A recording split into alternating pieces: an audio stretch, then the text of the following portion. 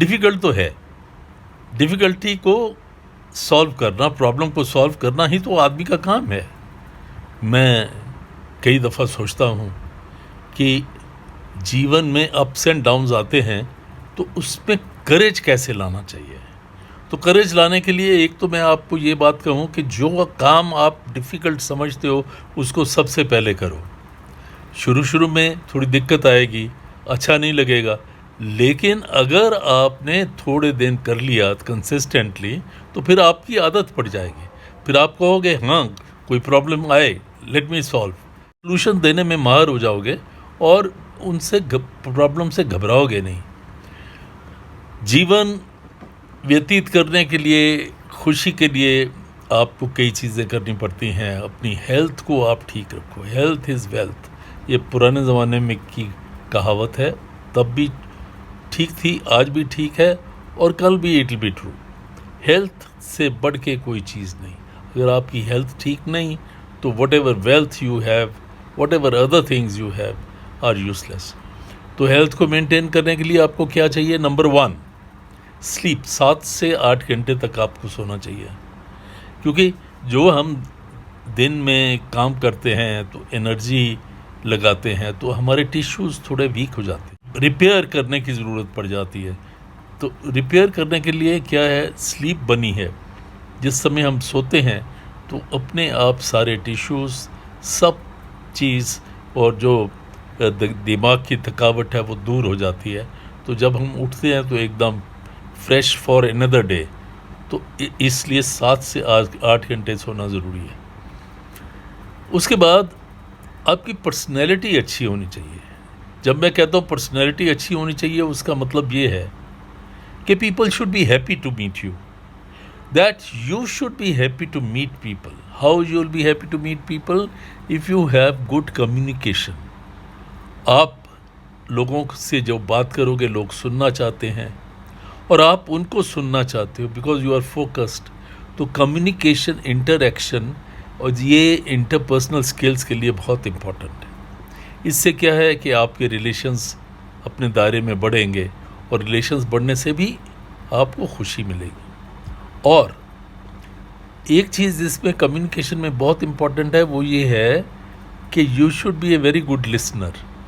लोग सब बोलना पसंद करते हैं, लेकिन आप अगर लिसन करते हो अच्छी तरह से और दूसरों को बुलाते हो तो people will love you. People will love you because you make them talk and you listen to them, actually listen to them. और जिस समय आपकी कोई चीज़ समझ में नहीं आती उस समय तो आप पूछ सकते हो, हाँ क्या मैं समझा नहीं तो मुझे बता दो, लेकिन वैसे इंटरप्शन नहीं करनी चाहिए। So after personality then we come to good habits. Give back to the society. ये होना चाहिए कि भाई मैं सोसाइटी से जो कुछ पाया थोड़ा बहुत मैं सोसाइटी को वापस करूँ, तो उससे भी बड़ी खुशी मिलती है। और आप हमेशा ये सोचें कि भाई जितना मैंने खर्च करना है एक महीने में उसका अगर 5%, 10% मैं किसी भी सूरत में जो नीडी हैं उनको दूं तो उससे भी बड़ी खुशी मिले। इस गुड हैबिट में और है कि रूटीन को ब्रेक करने के लिए महीने में 2 महीने में एक आउटिंग आपको ज़रूर करनी चाहिए। अगर जहाँ रहते हैं उससे बाहर जा सकें तो बहुत अच्छा है, अगर बाहर ना जा सकें तो लोकली कहीं क्लब में, कहीं बीच पे, कहीं जहाँ भी मंदिर में, जहाँ भी जाना हो, so that your routine is broken.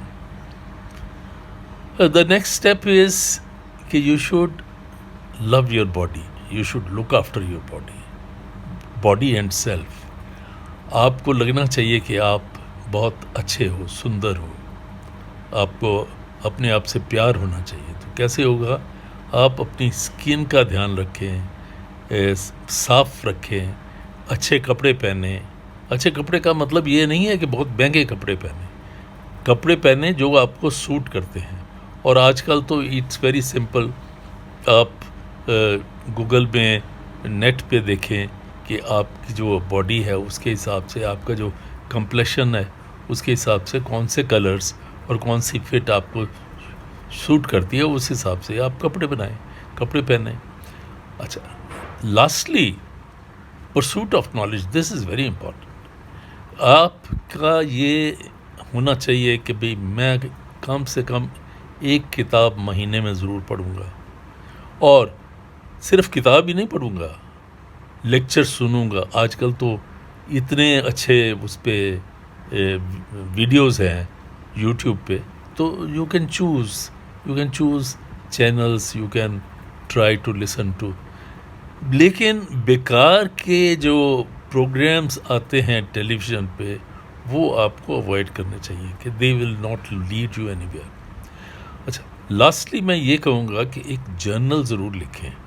Journal में आप अपनी डेली एक्टिविटी, क्या खोया, क्या पाया, और उसका क्या निचोड़ है, क्या आपको लेसन्स मिलते हैं, और क्या आपकी प्रेयर है।